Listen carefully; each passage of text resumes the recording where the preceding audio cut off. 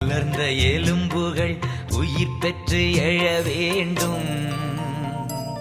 ஒன்று சேர்ந்து முழு மனிதனாக வேண்டும்.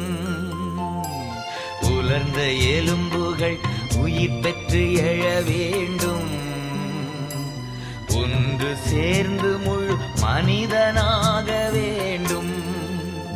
ஐயா அசைவாடும் அசைவாடும் ஆவியான தேவா, இன்று அசைவாடும் அசைவாடும் ஆவியான தேவா. உலர்ந்த எலும்புகள் உயிர் பெற்று எழ வேண்டும்.